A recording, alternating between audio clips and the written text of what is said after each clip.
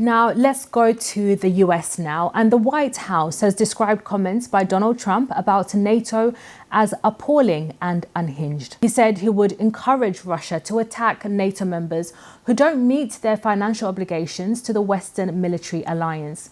NATO members have agreed to spend 2% of their GDP on defense. Mr. Trump made the comments during an election campaign rally in South Carolina on Saturday. Take a listen. NATO was busted until I came along. I said, everybody's going to pay. They said, well, if we don't pay, are you still going to protect us? I said, absolutely not. They couldn't believe the answer. They asked me that question. One of the presidents of a big country stood up and said, well, sir, if we don't pay and we're attacked by Russia, will you protect us? I said, you didn't pay? You're delinquent? He said, yes, let's say that happened. No, I would not protect you. In fact, I would encourage them to do whatever the hell they want. You got to pay. You got to pay your bills. Well, earlier I spoke to Dr. Patrick Bury, a defense and security expert at the University of Bath and former NATO analyst. I asked him for his analysis on Mr. Trump's comments. You know, Trump is speaking to his base here, what, we could call maybe the internet angries. And I've been engaged, I'm a veteran myself, I've been engaged with US veterans on this. And all right, folks, welcome to Dr. John Podcast right now. Trump has repeatedly threatened to abandon NATO, encouraging Russia to attack members who don't pay enough, floating withdrawal, and challenging US command, sparking panic across Europe and Washington. The transatlantic alliance, stable for over 70 years, now faces genuine jeopardy as the system strains to constrain a president intent on tearing it down. But here is the really interesting part that almost nobody is talking about. Republicans have figured out how to stop him. Republicans in Congress have actually passed laws specifically designed to prevent Trump from leaving NATO. Republicans have built legal guardrails that make it nearly impossible for Trump to actually carry out his threats. The level of anger amongst them, normally when, you've been in an allied military, there's a good deal of respect and joviality. The level of anger amongst some of these US veterans about the fact that NATO is not paying its way, or many nations aren't paying its way, is quite extreme. And I think in some ways, Trump is playing into his base in that. He's just regurgitating what makes him angry. But so it does have an impact. And there's a real worry, I think, emerging in NATO about this fact. One, Russia has put its economy onto a war footing and it's increasing its capability relative to the rest of Europe, okay? And in 3 to 5 years, there is now an unlikely worse course of action, but still a course of action leading that way, where Russia would keep going after Ukraine. Yeah, okay. Especially if Trump was in the White House and there was a split within NATO about either over Ukraine and should it respond, or about how would it respond to, say, a small incursion, which should, in theory, trigger Article 5. So I think that's really where the NATO alliance is worried, are these what ifs. There's now an emerging path where things could get really quite serious. Republicans have issued public warnings telling Trump not to touch NATO. And they are doing this even though Trump controls the Republican Party, even though Trump has complete loyalty from most Republicans, even though Republicans usually bend over backward to defend Trump on virtually every other issue. When it comes to NATO, Republicans are drawing a line in the sand. And that is remarkable. That is genuinely extraordinary. This is the rare moment where you can see that even in a party completely dominated by Trump, there are still limits. There are still some things that Republicans will not let Trump do. There are still some Republicans with enough backbone to stand up to Trump when it really matters. And NATO is one of those things. NATO is so important to American security and to the alliance with Europe. Republican frontrunner Donald Trump has triggered alarm with comments he made at a rally yesterday. Trump outlining a scenario in which he said he would encourage Russia to attack NATO allies he thinks aren't spending enough on their own defense. The CBC's Albert De La Talla has that story. There is strong reaction from the White House and from NATO itself. It's in relation to a campaign rally by Donald Trump in South Carolina yesterday. Speaking to his supporters, he criticized the mental state of President Joe Biden following that special counsel's report on Biden's handling of classified documents. Then he turned to the subject of NATO and Russia. He recounted apparent interactions he had with world leaders while in office. Here's more from Trump. One of the presidents of a big country stood up and said, well, sir, if we don't pay and we're attacked by Russia, will you protect us? I said, you didn't pay? You're delinquent? He said, yes, let's say that happened. No, I would not protect you. In fact, I would encourage them to do whatever the hell they want. You got to pay. You got to pay your bills. That even Trump loyalists are willing to risk Trump's anger to protect it. Even Trump loyalists are willing to publicly disagree with Trump about NATO. Even Trump loyalists are willing to pass laws that constrain Trump's ability to destroy NATO. That tells you how serious this is. That tells you how dangerous Trump's NATO rhetoric actually is. That tells you how important the Republican guardrails are, because without those guardrails, Trump would probably leave NATO tomorrow. Without those guardrails, Trump would probably withdraw the U.S. military command from NATO and hand that role to someone else, or to no one. Without those guardrails, Trump would probably blow up the most important military alliance in history because he had a bad day, or because he wanted to punish Europe for something, or because he wanted to show strength to Russia or China. But because Republicans passed laws and issued warnings and built political constraints, Trump cannot do that. Trump is constrained. Trump is boxed in. And that is actually a victory for the guardrails. That is actually a sign that democracy still works. And the money came flowing in. As you heard, the president said he would not protect a NATO country from Russian attack if they didn't pay their fair share toward defense.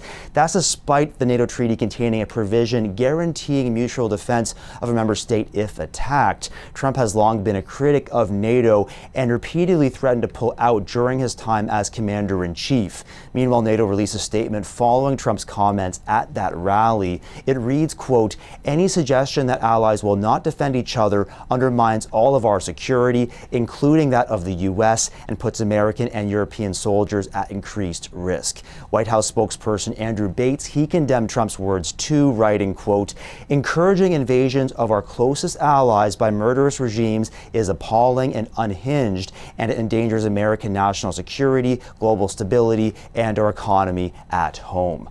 Others are noting a fundamental inaccuracy in Trump's words. NATO has a target for each member country to spend 2% of GDP on defense.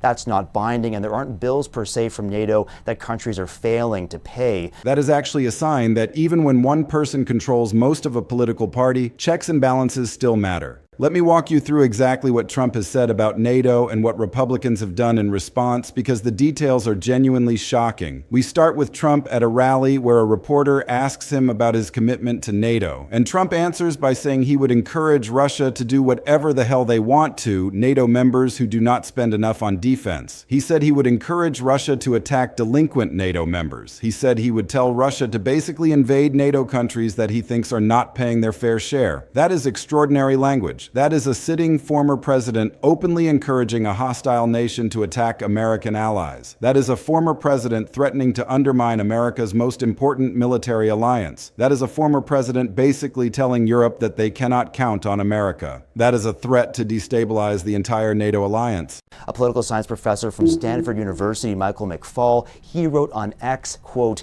"This is crazy, and 8 years later, Trump shows that he still doesn't understand how NATO works. It's not a protection racket. They don't pay us, as in the U.S., to protect them."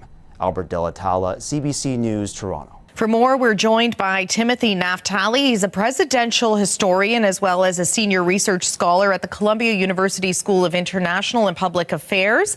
And he joins us from New York today. Thanks so much for taking the time. My pleasure, Linda.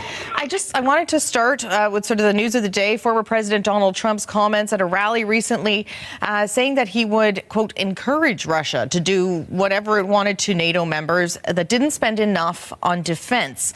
What is your reaction to hearing these kinds of comments coming from the former president? Well, I mean, besides being performative, they're a reminder that Donald Trump, should he become president again, will make an already very difficult, very dangerous situation in Europe worse.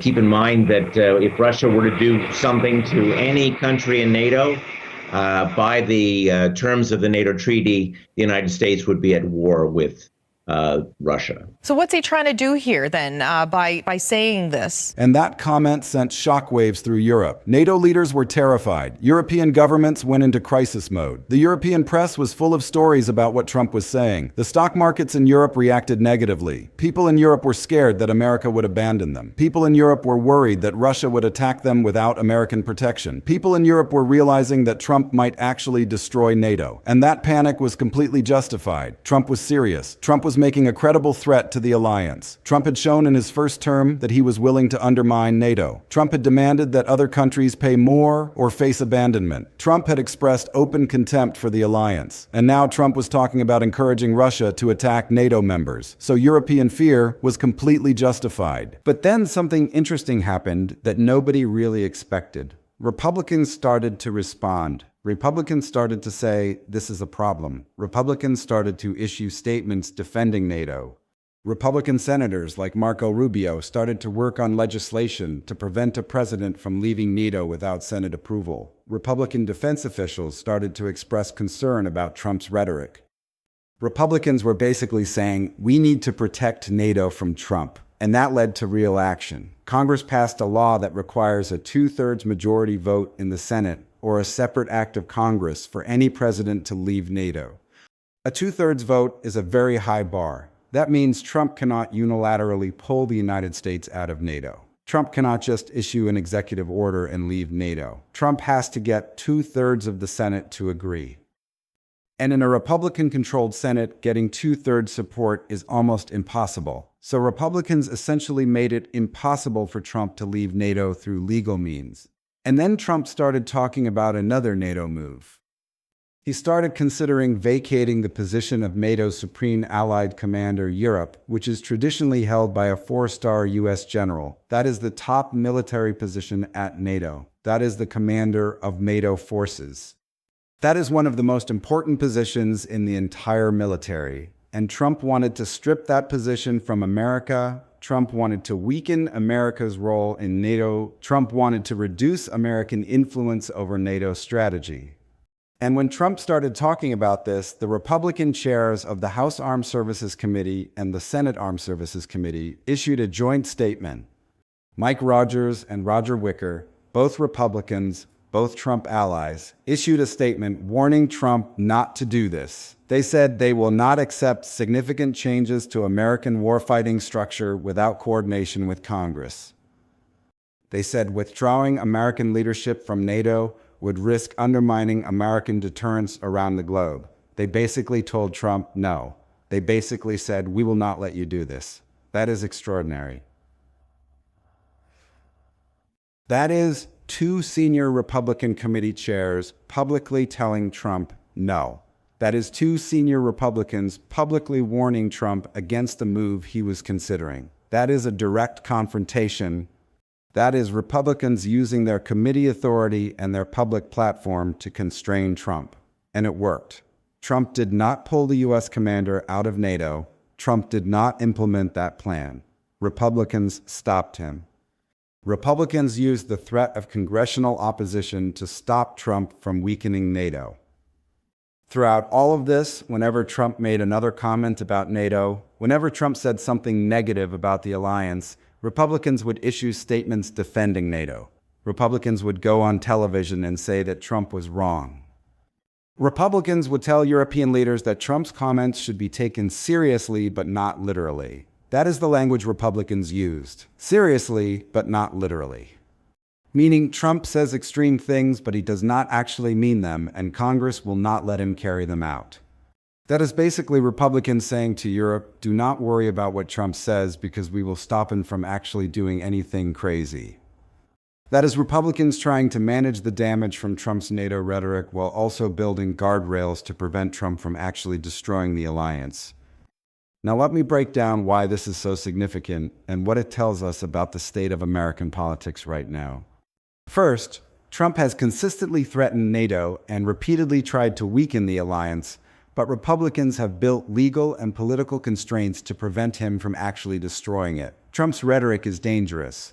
Trump's comments about encouraging Russia to attack NATO members are irresponsible and reckless. Trump's threats to leave NATO are a genuine threat to the alliance. But Republicans have recognized that Trump is a danger to NATO, and they have acted to protect the alliance from Trump. Republicans have passed laws requiring congressional approval for NATO withdrawal. Republicans have built political guardrails through committee authority and public statements. Republicans have essentially created a system where Trump cannot unilaterally destroy NATO even if he wants to. And that is actually a successful example of checks and balances working against a president who is trying to abuse power. This reveals a crack in Republican unity on Trump. On most issues, Republicans fall in line behind Trump. On most issues, Republicans defend Trump even when his positions are ridiculous or dangerous or wrong. On most issues, Republicans prioritize loyalty to Trump over principle or policy or national interest. But on NATO, something is different. On NATO, Republicans are willing to publicly oppose Trump. On NATO, Republicans are willing to pass laws that constrain Trump. On NATO, Republicans are willing to risk Trump's anger to protect the alliance. And that tells you that NATO is seen as something sacred by the Republican defense establishment. NATO is seen as fundamental to American security. NATO is seen as non-negotiable, and Republicans are willing to break with Trump to protect NATO. That is significant. That is important. That shows that even though Trump dominates the Republican Party, there are still limits to his power. There are still some things that enough Republicans care about to defy him. This is a practical example of how Congress can use its constitutional powers to constrain a president. Trump came into office saying he would destroy things that he thinks are bad. Trump said he would do whatever he wanted to do. Trump said executive power gives him almost unlimited authority, but Congress has shown that if enough members of Congress are willing to act, if enough members of Congress care enough about an issue, they can pass laws that constrain the president. They can write legislation that takes power away from the president. They can use their control of the budget and their power to pass laws to stop the president from doing things. And that is exactly what Republicans did with NATO.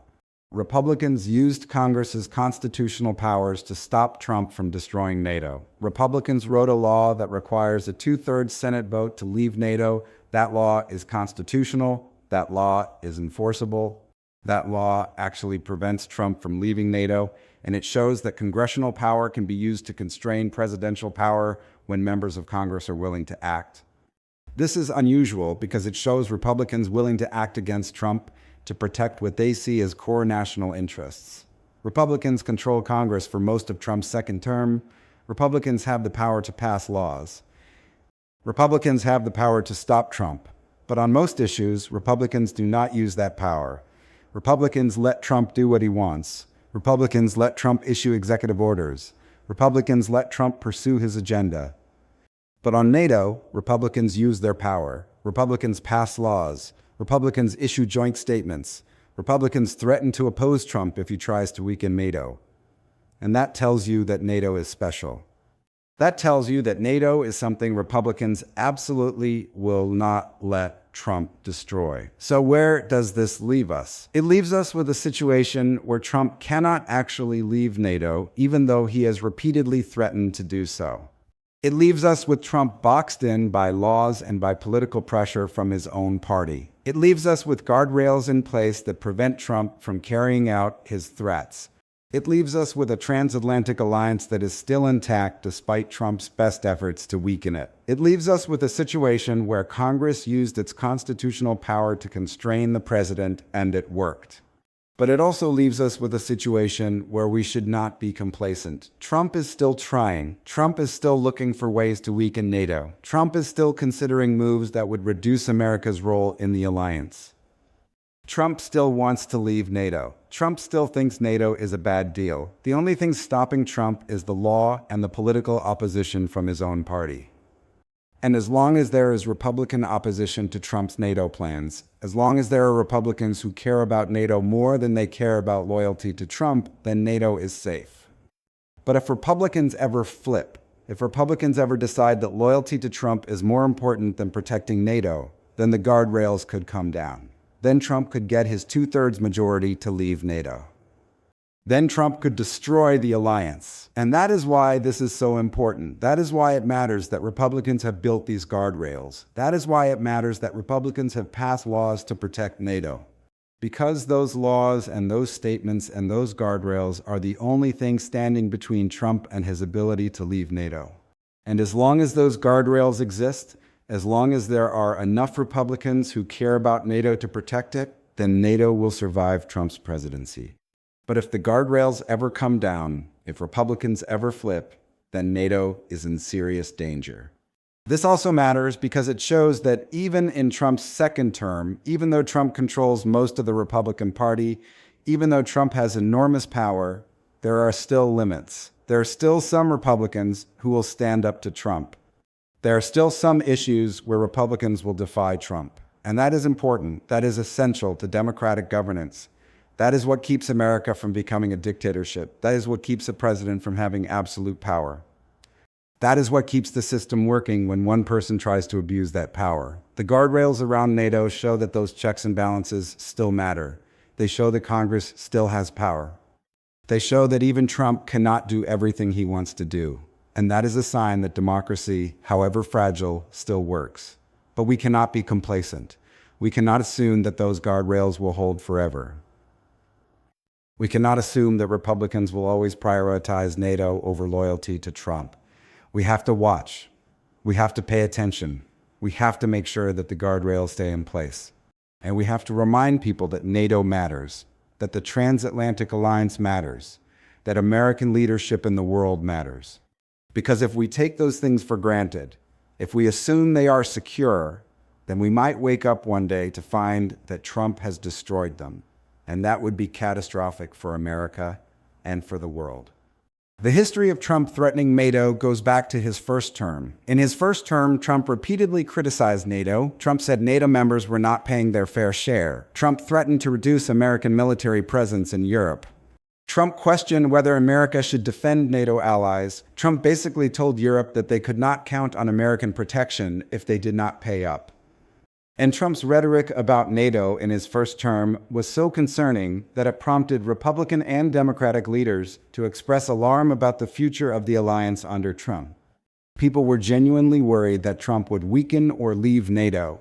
And then Trump was out of office for 4 years, and the alliance had time to recover and rebuild.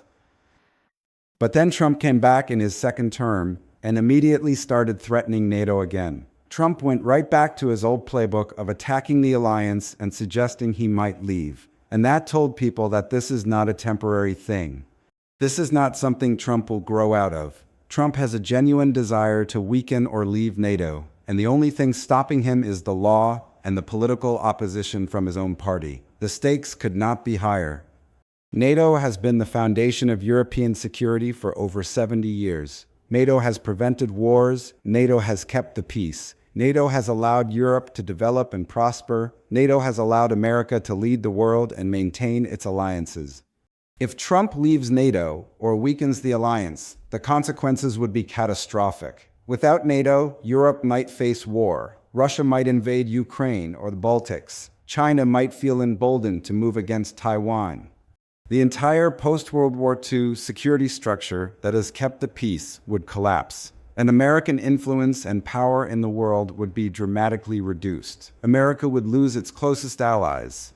America would lose its influence over European policy. America would lose its ability to coordinate with Europe on global issues. And America would be weaker and less secure as a result. That is why Republicans are willing to defy Trump on NATO.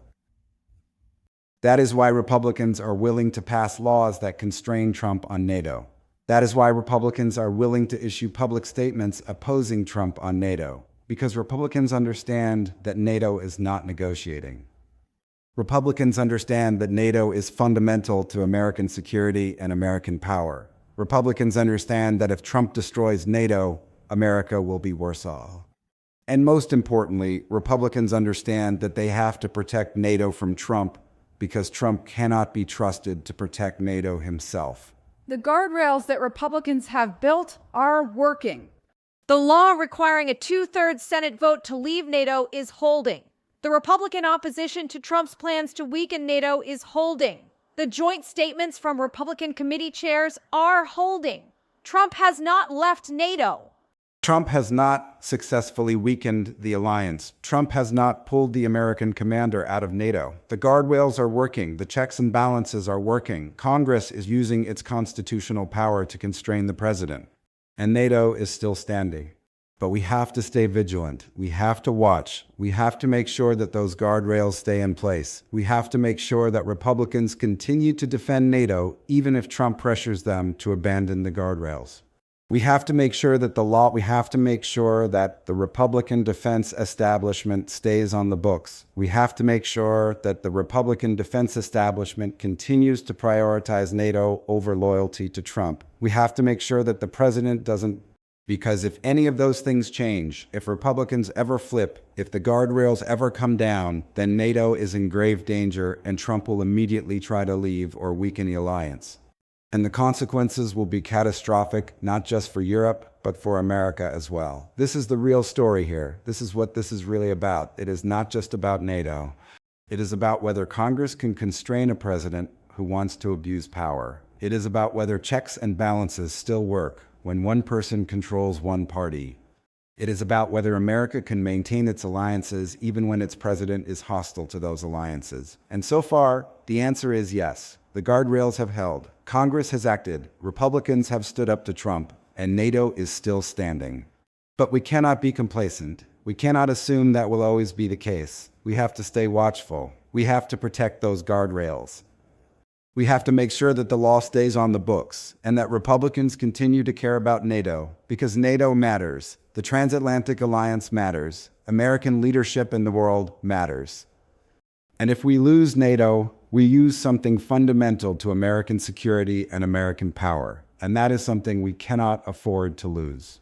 This brings us back to those early signals we saw at the NATO summit, where Republican legislators were basically admitting that Trump was a danger to NATO, and that they had to work behind the scenes to protect the alliance from him. When Republican senators are telling European leaders to take Trump seriously but not literally, what they are really saying is Trump wants to destroy NATO, but do not worry because we will stop him. That is an extraordinary admission. That is Republicans admitting that their own party leader cannot be trusted on America's most important military alliance. That is Republicans admitting that they have to protect Europe from their own president. And that is what makes the guardrails so important. That is what makes the law requiring a 2/3 Senate vote so important. That is what makes the Republican committee chair's joint statement so important. Because without those guardrails, without those legal protections, without Republican opposition to Trump's NATO plans, Trump would have already left the alliance, and America would be in a completely different and much more dangerous situation. So this is a story about the power of checks and balances. This is a story about Congress standing up to a president who wants to abuse power. This is a story about Republicans putting principle and national security above loyalty to Trump. And it is a success story. The guardrails have held. NATO is still standing. America is still leading the alliance. And Trump, despite his best efforts, has not been able to destroy what he hates about the alliance. But it is also a story about how fragile democracy is. It is a story about how much depends on having enough people willing to stand up to a president who wants to abuse power. It is a story about how we cannot take our alliances for granted. It is a story about how we have to stay vigilant and protect what matters, because the guardrails can only hold if enough people care enough to maintain them. And if we ever stop caring, if we ever stop paying attention, if we ever stop pushing back against Trump's threats to NATO, then those guardrails could come down. And when they do, when Trump finally gets what he wants, when Trump finally leaves or destroys NATO, America will be weaker and the world will be more dangerous. And that is something we absolutely have to prevent. We have to understand that this is not just about Trump. It is about whether the system can hold when our president tries to tear it down. And so far, the system has held. Congress has acted. Republicans have stood up. The guardrails have worked, but it is an ongoing battle. It is a constant struggle, and we have to keep fighting to protect NATO and to protect the system that keeps America safe. The fact that Republicans have been willing to defy Trump on NATO is genuinely remarkable. It shows that there are still some things that transcend party loyalty. It shows that there are still some issues where national security trumps political loyalty. It shows that even in a party that has been completely transformed by Trump, there are still people who care about the alliance and are willing to stand up for it. And that is encouraging. That is a sign that not everything has been lost. That is a sign that the system still has some capacity to defend itself. But it is also a warning. It is a warning that we cannot take this for granted. It is a warning that we have to keep watching and keep pushing and keep protecting what matters.